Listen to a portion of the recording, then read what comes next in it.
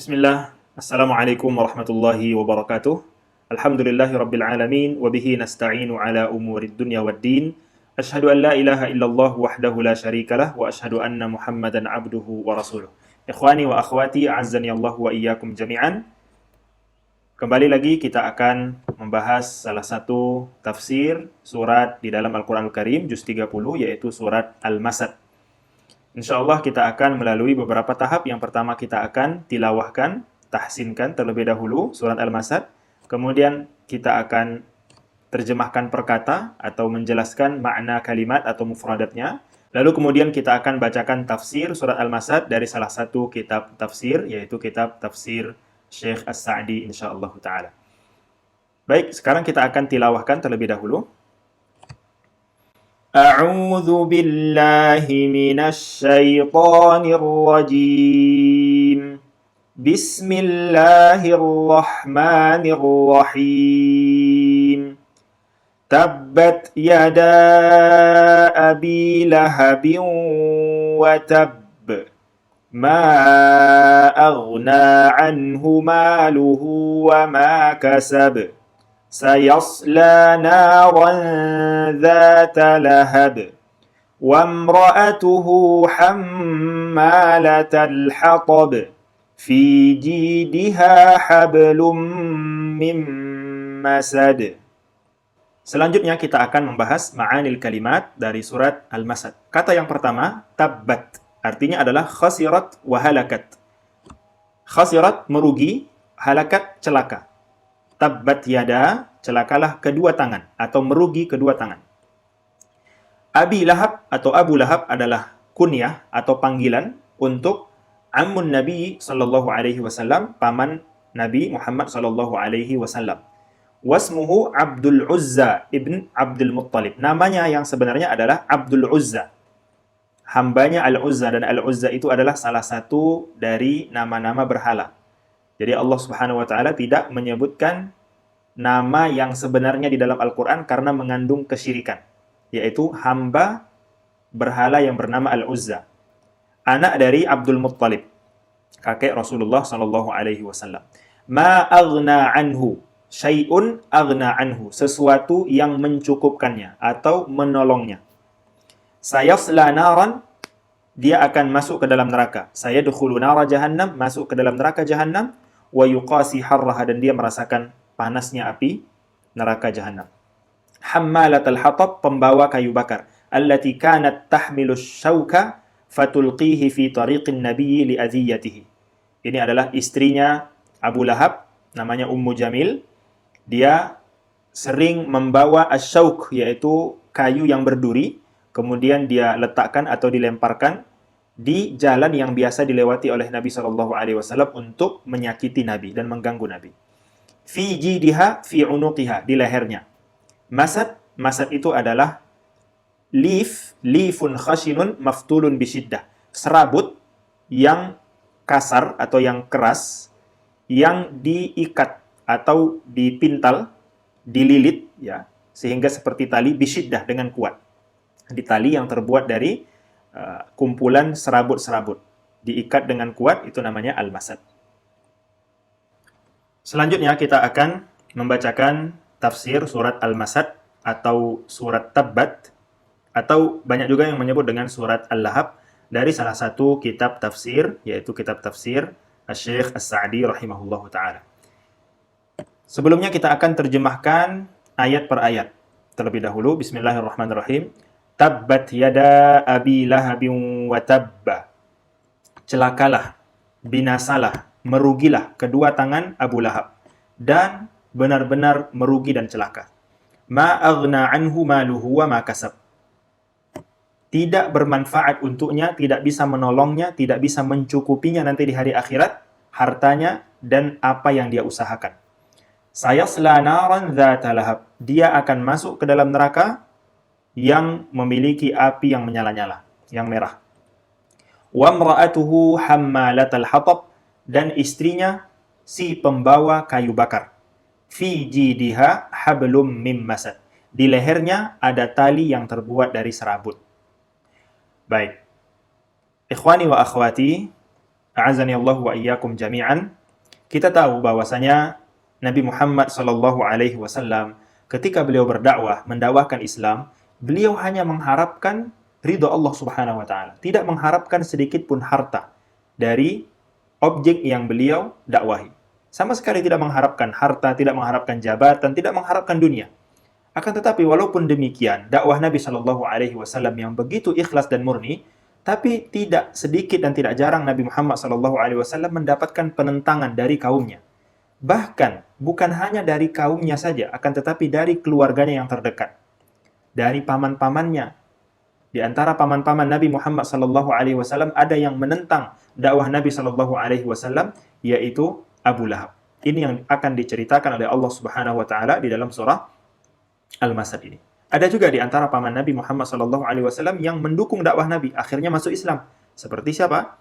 Hamzah bin Abdul Muttalib. Kemudian juga Al-Abbas bin Abdul Muttalib. Ada yang mendukung dakwah Nabi Muhammad Shallallahu Alaihi Wasallam tapi tidak masuk Islam. Siapa? Yaitu Abu Talib. Dan ada di antara mereka Abu Lahab, paman Nabi Muhammad SAW, tidak masuk Islam dan tidak mendukung, bahkan menentang dan menghalangi dakwah Nabi Muhammad SAW. Kita akan bacakan tafsirnya. Abu Lahab adalah ammun Nabi SAW, paman Nabi Muhammad SAW. Wa kana syadidal adawati wal adhiyati lin Nabi SAW. Dan dia sangat keras dalam memusuhi dan menyakiti Nabi Muhammad SAW. Fala fihi din wala hamiyatun lil qarabati qabbahahullah. Dia tidak mengikuti agama Nabi Muhammad SAW dan dia tidak melindungi Nabi Muhammad karena sebagai kerabat, tidak mengikuti agamanya, tidak pula melindunginya sebagai kerabat, sebagai keluarga. Semoga Allah memburukkan Abu Lahab. Qabbahahullah. Fadhammahu Allah bihadza adz-dzammil 'azimi alladhi huwa khizyun 'alaihi ila yaumil qiyamah. Maka Allah Subhanahu wa taala mencela Abu Lahab dengan celaan yang besar ini. Yang mana celaan ini akan menjadi kehinaan baginya sampai hari kiamat karena dikekalkan oleh Allah Subhanahu wa taala di dalam Al-Qur'an, dibaca oleh para sahabat, dibaca oleh para tabi'in, dibaca oleh seluruh kaum muslimin surat ini, surah Al-Lahab, yang mana isinya adalah celaan Allah Subhanahu wa taala kepada Abu Lahab. Ini adalah kehinaan untuk Abu Lahab sampai hari kiamat karena surat ini akan selalu dibaca. Maka Allah Subhanahu wa taala mengatakan, tabbat yada Abi Lahab, celakalah, binasalah, merugilah, tidak berguna kedua tangan Abu Lahab. Di sini disebutkan kedua tangan, tapi maksudnya adalah seluruhnya, seluruh badannya. Tidak bermanfaat, tidak ada gunanya, sia-sia, merugi, celaka. Semua tubuhnya Abu Lahab itu. Tapi kenapa digunakan yada? Karena biasanya tangan itu adalah alat yang digunakan oleh seseorang untuk melakukan sesuatu baik yang bermanfaat ataupun tidak. Nah, di sini Abu Lahab melakukan gangguan kepada Nabi Muhammad SAW, sebagaimana disebutkan dia pernah melempari Nabi Muhammad SAW dengan batu sehingga kaki Nabi SAW mencucurkan darah segar. Itu dilakukan oleh kedua tangannya. Maka kedua tangan itu adalah sumber keburukan Abu Lahab. Maka dicela oleh Allah Subhanahu wa taala Abu Lahab terkhusus kedua tangannya. Ai khasirat yadahu. Merugi kedua tangannya. Wasyaqi dan sengsara. Watabba dan sungguh. Nah, ini adalah penegasan dari kata sebelumnya. Sebelumnya sudah disebutkan tabbat yada. Kemudian setelah itu ditutup lagi watabba. Ini untuk menunjukkan tahakkuk. Jadi benar-benar terjadi, taukid, menegaskan bahwasanya kedua tangan Abu Lahab itu benar-benar celaka dan merugi. Falam yarbah, dan tidak pernah beruntung. Ma aghna anhu maluhu. Hartanya tidak akan bermanfaat untuknya, tidak akan mencukupinya di hari akhirat. Tidak akan bisa menolongnya di hari akhirat. Alladzi kana indahu, harta yang dia miliki, wa atghahu, yang membuatnya melampaui batas. Karena Abu Lahab ini diberikan oleh Allah Subhanahu wa taala beberapa nikmat. Di antaranya adalah kaya, kemudian memiliki banyak anak, kemudian wajahnya tampan. Wajahnya tampan. Dan Allah Subhanahu wa taala mengatakan semua itu tidak akan bermanfaat untuknya nanti di hari akhirat, di hadapan Allah Subhanahu wa taala. Wala ma kasabahu, dan tidak bermanfaat, tidak berguna untuknya di hari akhirat apa yang sudah dia usahakan. Menurut sebagian ulama tafsir, Maksudnya adalah anak-anaknya. Karena anak-anak itu adalah sesuatu yang diusahakan oleh orang tuanya. Maka hartanya tidak bermanfaat, kemudian anak-anaknya tidak bermanfaat di sisi Allah Subhanahu wa taala. Falam yuradda anhu syai'an min adzabillahi falam yarudda anhu syai'an min adzabillahi idz nazala bihi. Maka tidak ada hartanya dan anaknya yang bisa menolak darinya, menghindarkannya sedikit pun dari azab Allah Subhanahu wa taala ketika azab itu telah turun. Telah Allah Subhanahu wa taala turunkan kepada Abu Lahab. Karena Abu Lahab ini ketika diberikan ancaman oleh Rasulullah Shallallahu alaihi wasallam bahwasanya perbuatannya itu akan bisa memasukkannya ke dalam neraka, akan bisa merugikannya nanti di hari akhirat, dia tidak sedikit pun mendengarkan peringatan Nabi Shallallahu alaihi wasallam. Bahkan di dalam sebuah riwayat Abu Lahab itu mengatakan, "Idza kana ma yaqulu ibnu akhi haqqan." Kalau seandainya apa yang dikatakan oleh keponakanku ini benar, Nabi Muhammad ketika bersabda kepada Abu Lahab, jika perkataannya itu benar, kata Abu Lahab, fa inni aftadi nafsi yaumal qiyamati minal adabi bimali wa waladi. Maka kalaupun itu benar, maka nanti di hari akhirat di neraka aku akan tebus azab Allah Subhanahu wa taala itu dengan hartaku dan anak-anakku. Nah, jadi dia seperti menyombongkan diri karena memiliki banyak harta, memiliki banyak anak. Ketika Allah Subhanahu wa taala memasukkan dia nanti ke dalam neraka, dia akan tebus. Dia mengira akan bermanfaat harta dan anaknya. Dia akan tebus azab Allah Subhanahu wa taala agar bisa dihindarkan dari neraka dengan anak-anak dan hartanya. Maka Allah Subhanahu wa taala menurunkan ayat ini, ma aghna anhu maluhu wa ma kasab. Itu adalah sebab Allah Subhanahu wa taala menurunkan ayat ini. Ma aghna anhu maluhu wa ma kasab. Tidak bermanfaat. Harta yang dia miliki, anak-anak yang dia usahakan tidak bisa memberikan manfaat apapun di hari akhirat, karena setiap orang nafsi-nafsi. Setiap orang mengurusi dirinya masing-masing. Setiap orang akan lari dari anaknya. Setiap orang akan lari dari pasangannya, akan lari dari ayahnya. Semua orang akan mengurusi dirinya masing-masing. Tidak ada yang bisa sempat memikirkan keluarganya. Kemudian, Syekh mengatakan, sayasla naran dzata lahab. Dia akan masuk ke dalam neraka yang memiliki api yang merah dan menyala-nyala. Jadi lahab itu artinya adalah api yang merah yang menyala-nyala. Dan menurut sebagian ahli tafsir, itulah sebabnya kenapa dipanggil Abu Lahab. Karena dia akan dimasukkan ke dalam neraka yang sifat nerakanya itu lahab. Yaitu menyala-nyala kemudian merah. Ada juga yang mengatakan kenapa disebut atau kunyahnya dipanggil dengan Abu Lahab, karena pipinya merah.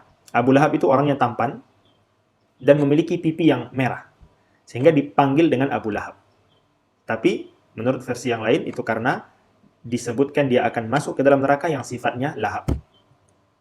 Kemudian satuhitu bihi an-naru min kulli janib. Maksud sayasla naran itu adalah dia bukan hanya masuk ke dalam neraka, akan tetapi neraka itu akan mengelilinginya dari semua arah, dari semua sisi. Dia akan dikepung, dikepung oleh api neraka. Dia bersama dengan istrinya, huwa wa mra'atuhu. Yang dimasukkan ke dalam neraka bukan hanya dia, akan tetapi dengan istrinya. Wa mra'atuhu hammalatal hatab. Istrinya pembawa kayu bakar. Pembawa kayu bakar, kenapa disebut dengan hammalatal hatab? Karena istrinya Abu Lahab yang bernama Ummu Jamil, ketika di dunia, dia itu sering mengumpulkan kayu bakar. Sering mengumpulkan kayu, yang mana kayu itu berduri, kemudian dia lemparkan dan letakkan di jalan-jalan yang biasa dilewati oleh Nabi Shallallahu Alaihi Wasallam ke masjid atau ke rumahnya atau berdakwah untuk menyakiti dan mengganggu Nabi Muhammad Shallallahu Alaihi Wasallam. Maka sebagai balasan dari Allah Subhanahu Wa Taala di hari akhirat, karena al jaza'u min jinsil amal, balasan dari Allah Subhanahu Wa Taala itu biasanya sejenis dengan amalan seseorang. Baik itu balasan yang baik maupun yang buruk. Balasan buruk untuk istri Abu Lahab, karena biasa di dunia membawa kayu bakar di atas lehernya, dia pikul untuk menyakiti Nabi Muhammad SAW, maka di hari akhirat, di neraka, dia juga akan membawa kayu bakar untuk membakar suaminya dan dirinya.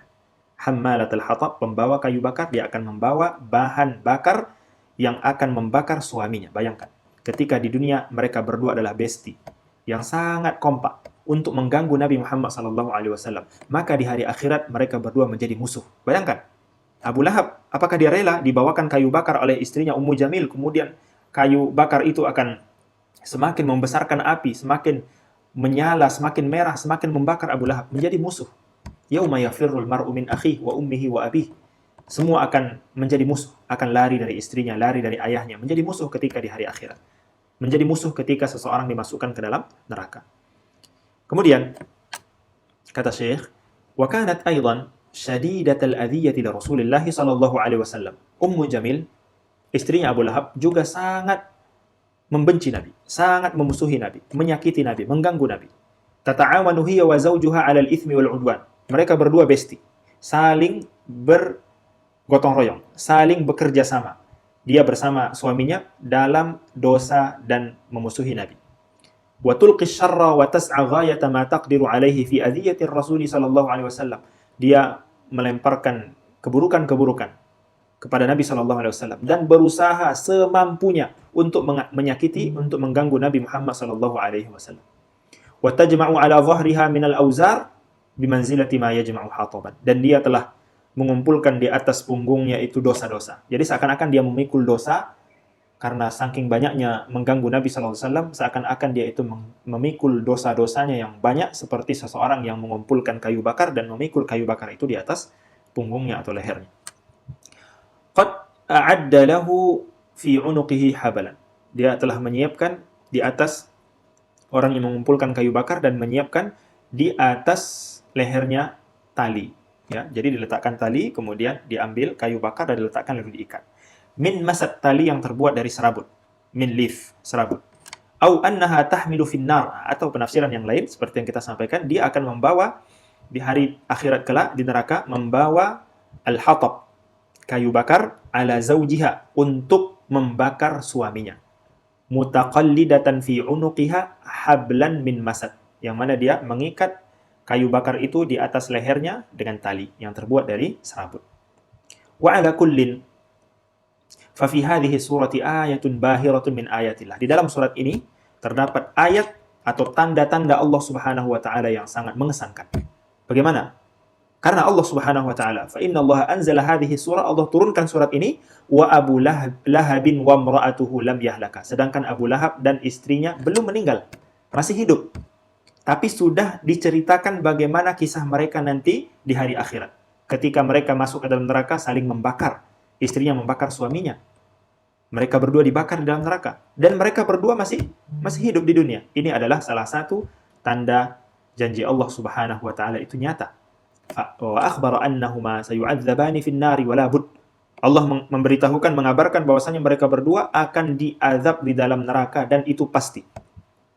Wa min lazimi dzalika, dan yang melazimi hal itu, annahuma la yuslimani, bahwasanya mereka berdua tidak akan masuk Islam. Nah, jadi konsekuensi dari ayat ini bahwasanya mereka berdua sampai meninggal, padahal ini masih hidup ya, sampai meninggal itu sudah menjadi kepastian tidak akan masuk Islam. Karena kalau masuk Islam, maka akan ada kontradiksi. Allah sudah mengancam, sudah menceritakan bagaimana kisah mereka di neraka, kemudian masuk Islam, lalu mereka masuk surga, akan ada kontradiksi di dalam Al-Qur'anul Karim.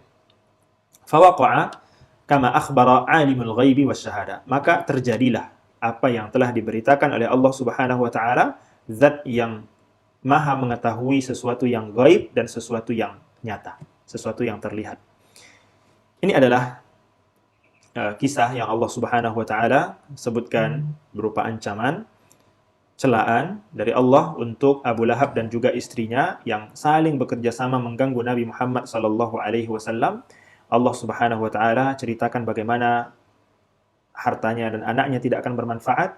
Kemudian mereka berdua akan dimasukkan ke dalam api neraka Allah Subhanahu wa taala. Maka dengan mempelajari tafsir surat ini, apa yang bisa kita pelajari? Ini hendaknya juga menambah kecintaan kita kepada Nabi Muhammad SAW, semakin mengagumi Nabi. Bahwasanya seseorang yang berdakwah seperti Nabi Muhammad SAW pasti akan mendapatkan gangguan-gangguan, baik itu dari orang luar ataupun dari keluarga sendiri. Itu sudah menjadi kepastian. Tidak ada orang yang berdakwah, seorang dai yang berdakwah dengan cara yang benar, mengikuti Nabi Muhammad SAW, kemudian tidak ada musuhnya, tidak ada yang memerangi, tidak ada yang mencela, mencemooh, tidak ada yang menghalangi dakwah, itu mustahil. Tidak ada pendakwah yang seperti itu. Karena Nabi Muhammad SAW sebagai dai pertama di dalam agama Islam, beliau mendapatkan celaan, mendapatkan gangguan, halangan dari kaumnya, bahkan dari keluarga terdekatnya, paman-pamannya. Baik, demikian yang bisa kita pelajari dari surat Al-Masad atau surat Tabbat atau surat Al-Lahab ini. Mudah-mudahan bermanfaat. Qulu qawli hadza, subhanakallahumma bihamdika, asyhadu an la ilaha illa anta, astaghfiruka wa atubu ilaik. Assalamualaikum warahmatullahi wabarakatuh.